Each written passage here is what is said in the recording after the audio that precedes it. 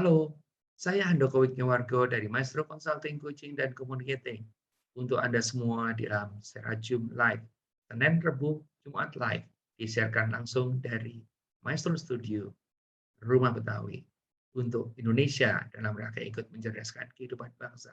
Malam hari ini adalah episode ke-228 dengan topik bahasan dua pemimpin. Dan karena ini hari Jumat, maka kita akan menggunakan movie. Friday Night Movie. Teman-teman semua, kita akan segera mulai dan izinkan saya untuk menggunakan PowerPoint sebagai alat untuk menyampaikan pesan kepada Anda. Ya, kita akan coba lihat apa yang terjadi. Ya, saya rajum. Saya cari filenya dulu. 228. Oops, harusnya 229.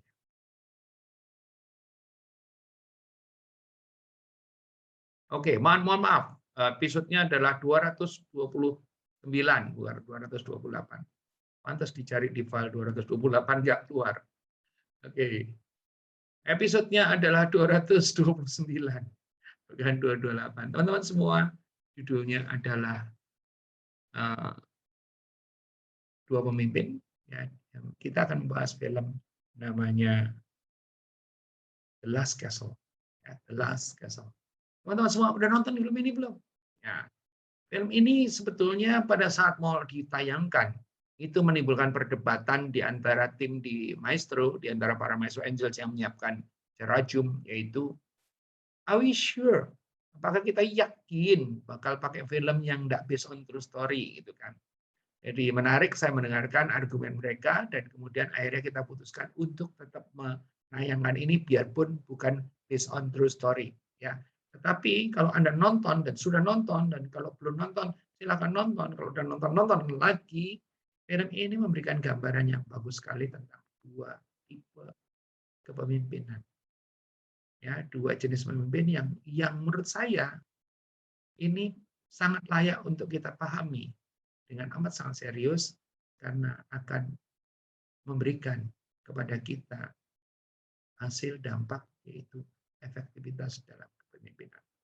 Teman-teman semua, bukan true story. Ini kisah tentang dua orang leader dengan leadership yang berbeda.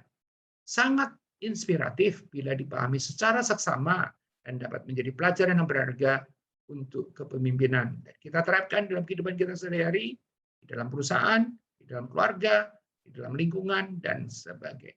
Teman-teman semua, kita masuk materi. Nah, ada pesan sponsor dulu.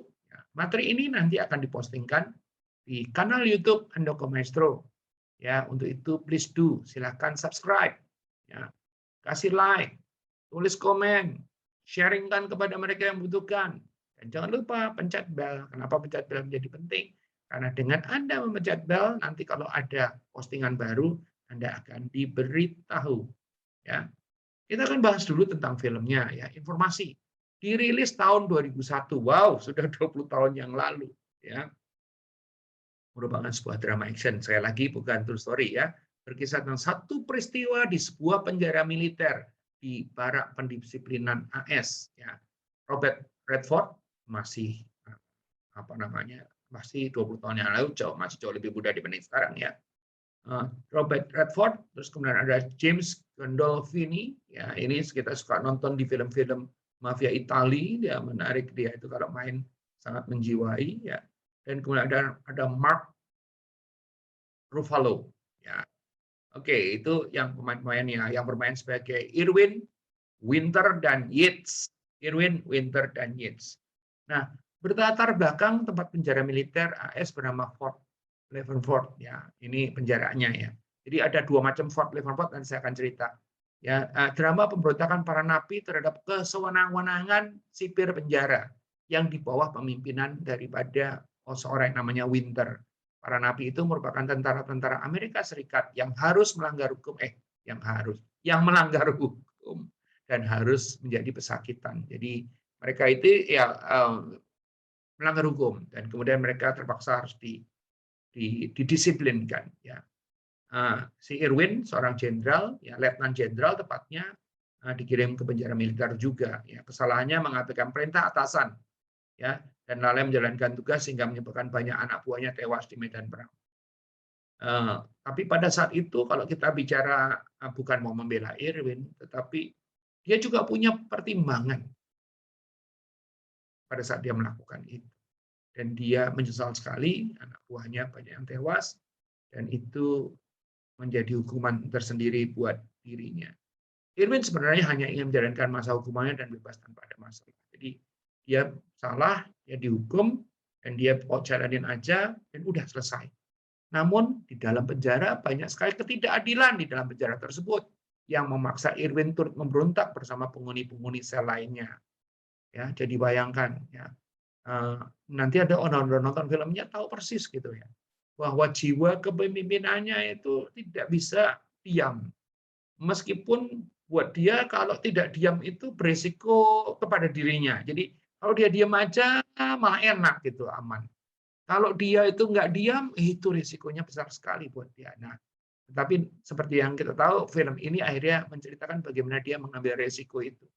Tidak hanya memikirkan diri sendiri. Ada seorang leaders, ya, mengambil risiko, tidak cuma memikirkan dirinya sendiri, ya, dan kemudian akhirnya ada konsekuensinya, ya. Saya nggak mau cerita konsekuensinya nanti kalau nggak dibilang spoiling, ya. Oke, baik teman-teman semua. Ed Winter, sipir penjara militer berpangkat kolonel, jadi kok tadi letnan jenderal nih kolonel, yang mengagumi Irwin, namun akhirnya bermusuhan karena berbeda gaya kepemimpinan. Dan ada lagi satu tokoh yang keluar di poster adalah Sam Yates, seorang pilot yang dipecat berakhir di jeruji besi karena dia bukan menjalankan narkoba, dia pada saat menjalankan tugas dia mengkonsumsi narkoba. Dalam film tercermin bagaimana perbedaan dua orang leaders, yaitu Irwin dan Winter, dan kita dapat mengambil pelajaran daripadanya. Nah, tadi saya cerita soal Fort Leavenworth, kebetulan saya pernah tinggal nggak jauh dari Fort Leavenworth, ya, instalasi Angkatan Darat Amerika. Tapi balik lagi ini bukan true story ya, instalasi Angkatan Darat Amerika tertua kedua, ya, terletak di Leavenworth Country, ya, Kansas, di kota Leavenworth kira-kira 20 mil barat laut Kansas City. Dibangun tahun 1827 ini instalasinya, ya. Nah, kalau ininya Penitentiary Leavenworth itu adalah lembaga pemasyarakatan AS dengan keamanan sedang, ya, dengan kam satelit keamanan minimum yang berdekatan dengan timur laut Kansas. Nggak jauh sebetulnya, sama-sama di Leavenworth. Ya, dioperasikan oleh Biro Penjara Federal, sebuah divisi dari Departemen Kehakiman Amerika Serikat. Ya, ini gambarnya nih, ini Anda Fort Leavenworth di atas yang dekat kepala saya, terus kemudian ada Penitentiary Leavenworth di bawah. Ya, tidak jauh memang.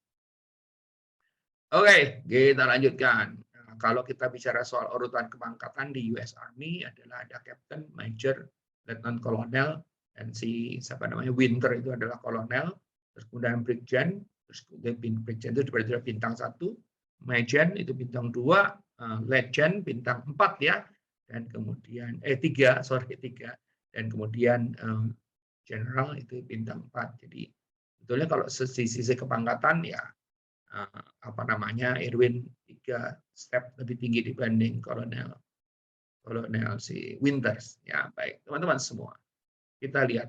Nah, konsep apa yang akan saya pakai dalam menjelaskan atau menganalisa pisau analisa daripada materi ini, ya, yaitu apa? Satu, ada yang namanya five powers. Ya, diperkenalkan oleh si French dan Raven, ya. Kekuasaan atau power itu dibagi menjadi 5 yang berbeda, ya, dan ini konsep five powers-nya dari French Raven ini banyak dipakai untuk analisa-analisa yang lain. Ini si Pak French dan Pak Raven itu, ya. Pertama kali bicara soal legitimate power, ya. Ini power yang dimiliki seseorang karena dia memiliki posisi atau jabatan. Yang kedua adalah reward power. Ini power yang dimiliki oleh seseorang karena dia bisa memberikan sesuatu kepada orang yang dipimpinnya. Sesuatu itu bisa bentuknya bisa fisik, atau finansial, atau bentuk yang lain. Misalnya katakanlah sesuatu itu adalah kenaikan pangkat, sesuatu itu adalah hadiah, sesuatu itu adalah bonus, sesuatu itu adalah yang non finansial barangkali pujian, ya, sesuatu itu adalah kalau dalam penjara tentu aja mungkin adalah keringanan hukuman gitu ya, itu kan bisa memberikan sesuatu. Nah, itu membuat orang tuh punya power. Ya, coercive power adalah power atau kekuasaan atau kekuatan power yang dimiliki seseorang karena dia itu bisa maksa orang lain untuk melakukan sesuatu yang dia tidak mau, yang orang tadi tidak mau. Ya, jadi kalau kita punya anak buah tidak mau melakukan sesuatu, kita bisa menggunakan coercive power terhadap dia. Ya, dan kemudian apalagi yang keempat adalah expert power, yaitu power yang dimiliki seorang karena dia memiliki keahlian, dia memiliki keahlian. Ya, jadi orang yang ahli itu memiliki kekuatan. Dan nomor 5, reverent power adalah power yang dimiliki seorang karena dia itu disukai, bukan karena dia itu berikan apa aja atau permisif membolehkan apa saja, melainkan karena dia itu direspek, dihormatin karena dia itu baik, karena dia itu jujur, karena dia menjalankan nilai-nilai yang benar di dalam hidupnya, dalam kepemimpinannya. Ya. Dan secara teori mengatakan bahwa dalam kehidupan kita harus menguasai lima-limanya. Tetapi dalam penggunaannya harus bijak. Kenapa? Jangan lima-limanya terus-terusan dipakai.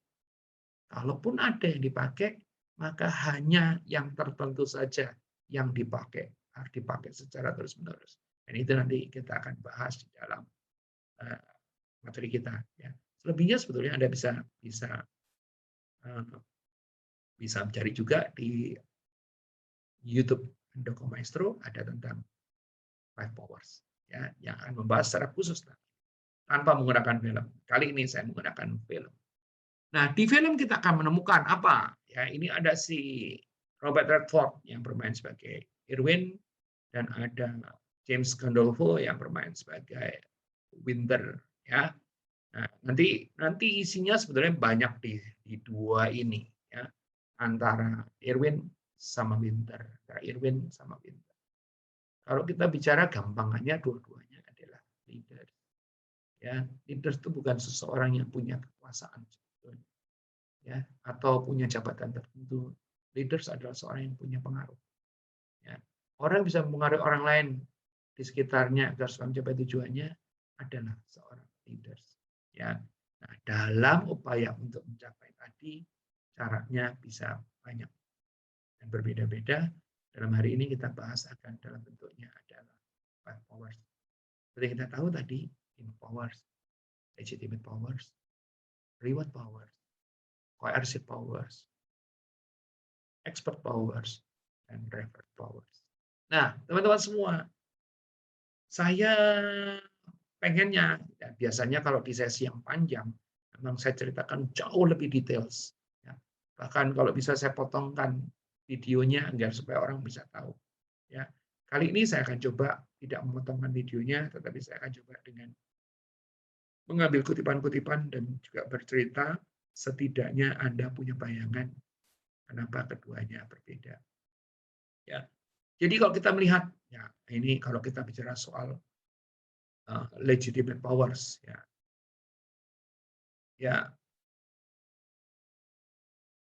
di dalam film itu si Winters itu bilang begini, ya, you may not think that I've ever set foot on a battlefield. Kamu tidak mungkin berpikir bahwa saya tidak pernah dalam pertempuran, tapi kamu tidak pernah tahu bahwa saya itu ada di belakang meja ini.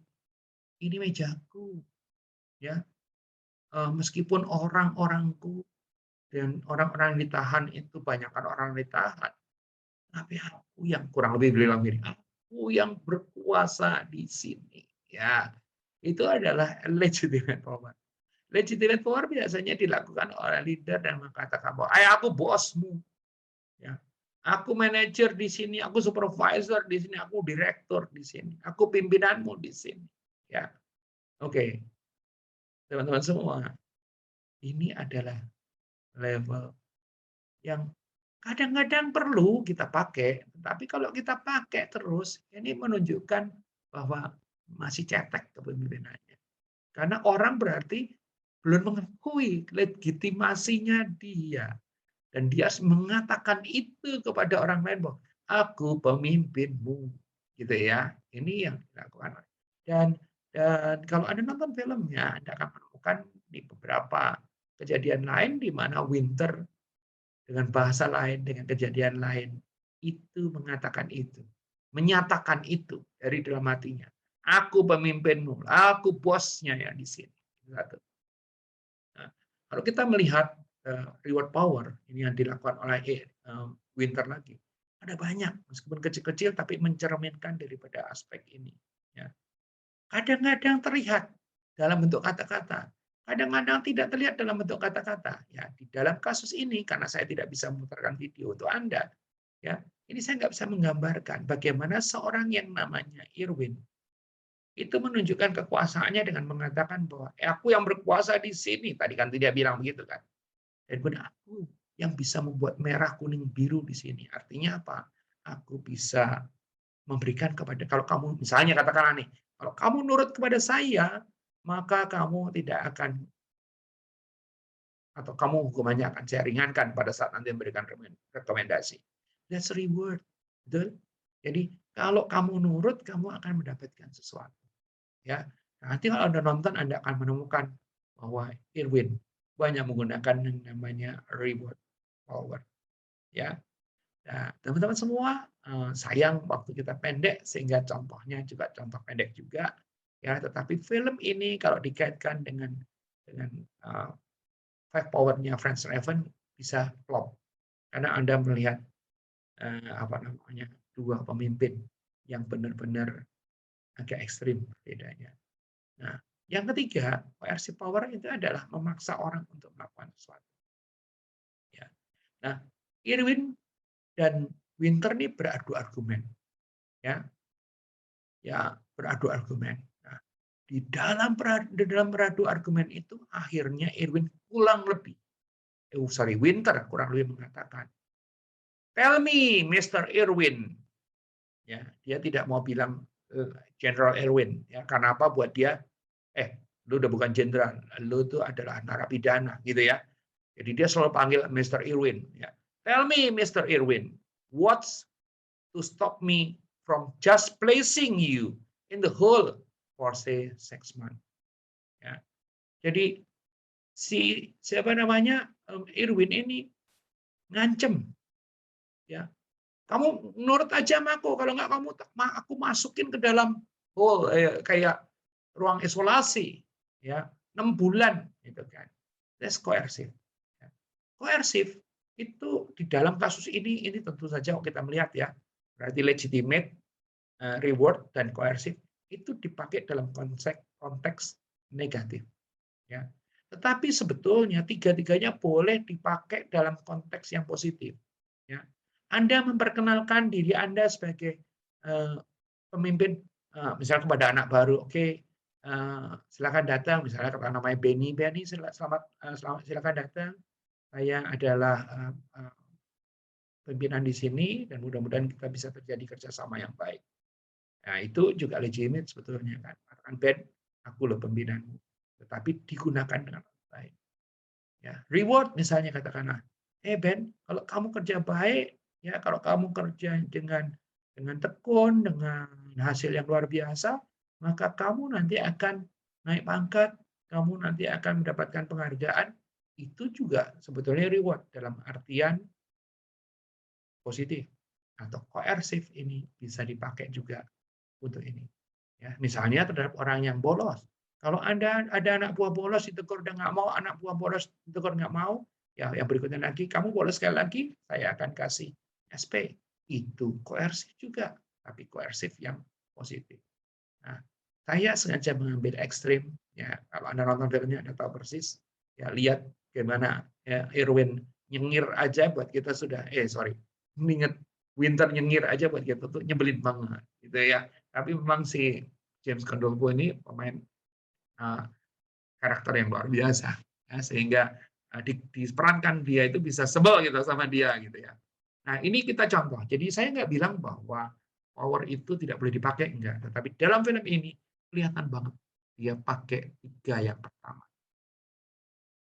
Legitimate, reward, dan koersif. Ya. Nah, di sisi lain, si Irwin itu banyak menggunakan dua yang terakhir. Dua yang terakhir itu adalah expert dan referent. Ya. Misalnya katakanlah Irwin suatu hari sharing pemahamannya tentang sebuah benteng. No, break down the key element that make it castle. Ya. They haven't changed in dozen years. Jadi Irwin, biarpun dia itu napi di situ, dia tahu prinsip tentang benteng itu kan. Dan itu tidak pernah berubah selama tahun-tahunan. Ya. Jadi orang-orang itu tahu bahwa oke, prinsipnya dia tahu. Ya.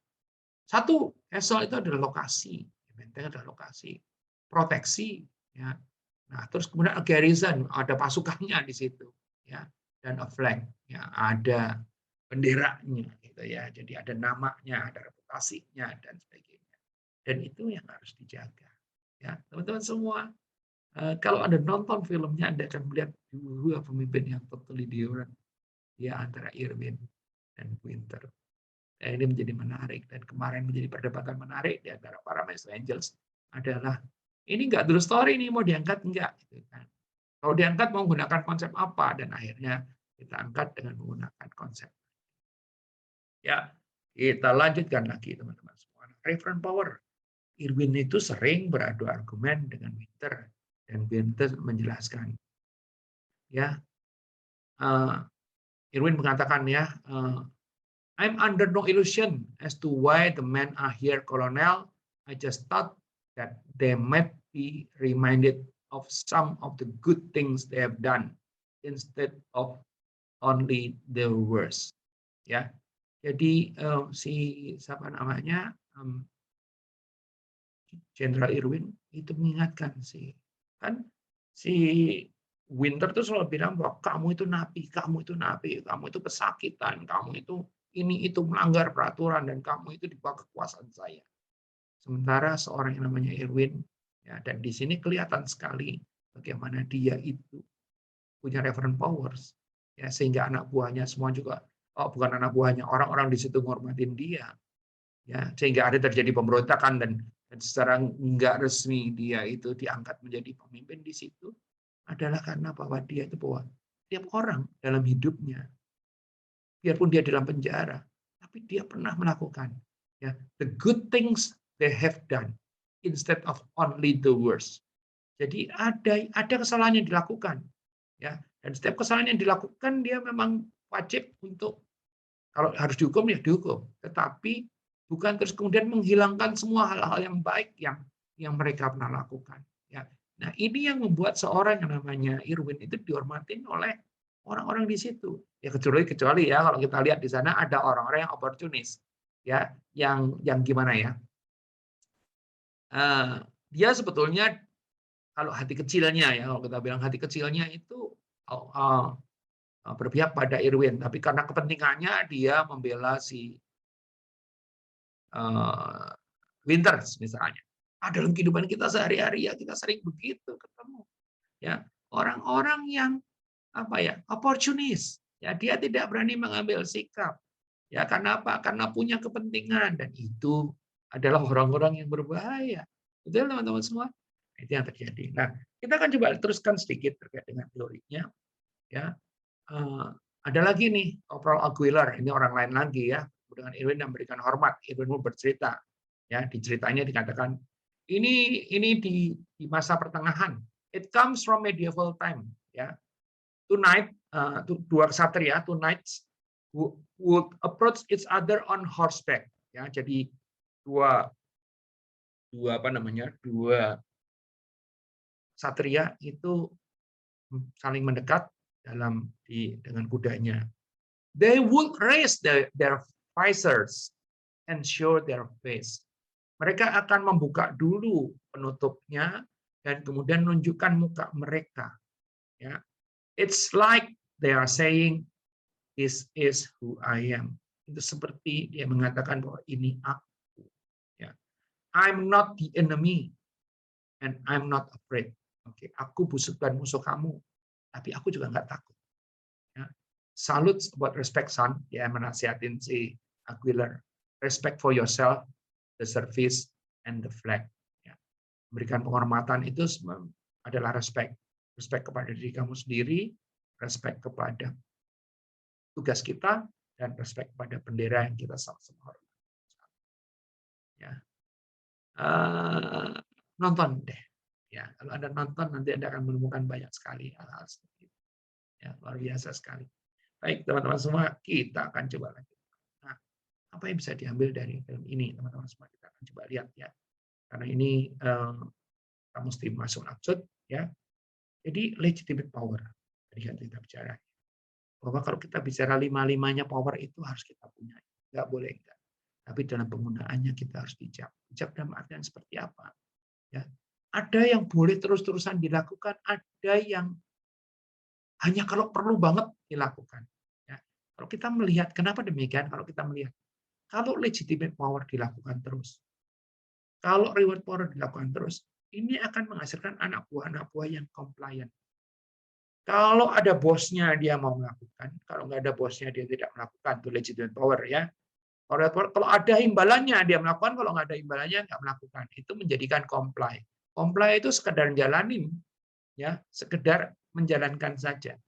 Ya, jadi teman-teman semua, kalau di dalam kasus penjara tadi, karena dia takut sama si Winter, karena dia kalau nanti baik-baik dia akan dapat pengurangan hukuman, maka orang jadi baik-baik bukan karena dia mau baik, tapi karena udahlah daripada nanti nggak dapat pengurangan. Kira-kira begitu, ya. Nah, kalau kita bicara soal coercive power, ya, dipaksa orang dipaksa. Sekali-sekali orang harus dipaksa. Sekali-sekali orang harus dihukum, ya. Tetapi kalau terus-terusan maksa, terus-terusan hukum, akan menimbulkan yang namanya resisten. Kalau gua nggak mau apa? Ya. Dan ini sebetulnya pemberontakan di penjara itu di Last Castle tadi itu terjadi karena dikoersif terus. Akhirnya mereka resist, melawan, ya. Mereka resist dan melawan. Oke. Dan kalau expert power, jadi power yang dimiliki Anda memiliki keahlian tertentu, dan juga referent power karena Anda itu disukai, maka dia akan menghasilkan yang namanya komitmen. Ya, yang namanya komitmen. Nah, teman-teman semua, seperti yang saya katakan, kalau kita menjadi leaders, kita harus punya lima-limanya. Tetapi, kita tidak perlu mengeksersis lima-limanya terus-terusan. Karena kalau kita melihat dari peta ini, ya, maka 4 dan 5, kalau Anda pakai terus, kalau Anda makin ahli, Anda makin dihormatin, makin berpengaruh terhadap orang yang Anda pimpin. Kalau Anda makin baik, menjadi makin baik, Anda akan dihormatin.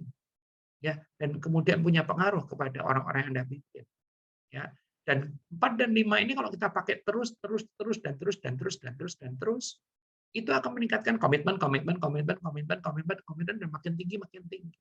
Ya. 1, 2, 3 bukannya tidak boleh dipakai hanya dalam keadaan tertentu. Oke? Tapi kalau kita hanya menggunakan 1, 2, 3 seperti si Winters, maka yang terjadi adalah suatu hal yang tidak baik. Ya, teman-teman semua, ini pelajaran yang sangat berharga yang kita angkat dari film The Last Castle. Ya, yang main adalah si Robert Redford, ya, dan James Gandolfo. Ya, dua-duanya luar biasa. Dua-duanya pemain yang sangat luar biasa. Ya, James Gandolfo maupun Robert Redford. Anda tahulah Robert Redford. Ya, sekarang sudah 20 tahun, ya, ini 2001, tentu saja sudah sangat berumur. Nah, teman-teman semua, materi ini direkam dan kemudian akan dipostingkan di kanal YouTube Handoko Maestro. Ya, itu adalah kanal edukasi.